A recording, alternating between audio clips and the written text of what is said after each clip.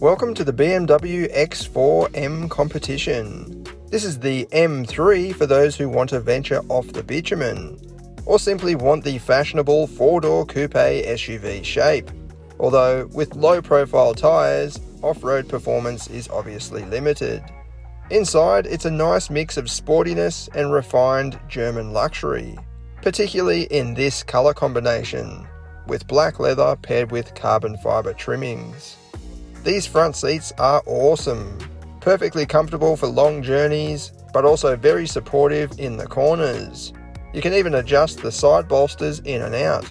In the back, headroom is reduced only marginally compared with the X3. The roof drops down for that coupe shape, but once you're inside, the ceiling height is actually pretty similar. And then right up the back, boot space is down by 25 litres compared with the X3.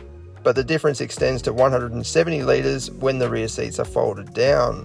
Under the bonnet you'll find the same S58 3-litre twin-turbo inline-6 engine as featured in the M3 and M4.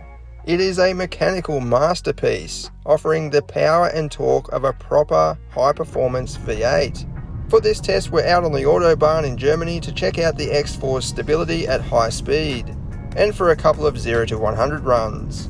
Unfortunately, we couldn't hit the absolute top speed because there was quite a bit of traffic around. This is what it goes like. Out on the highway, the X4, it feels like a sports car. I'm just cruising along, gently pushing the accelerator, going 160 kilometers an hour, no problem at all.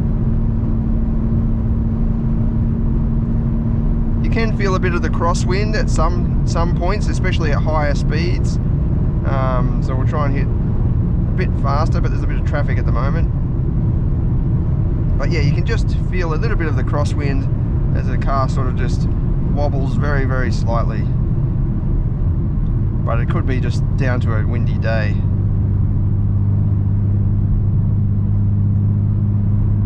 I've currently got it in some sporty modes, so you might hear the exhaust note is pretty deep. You can actually tone that down if you want to, which is probably what you would do if you were doing some highway touring.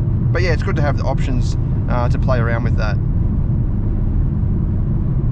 In terms of efficiency, we're going 160 and it's only doing 2000 RPM or just over.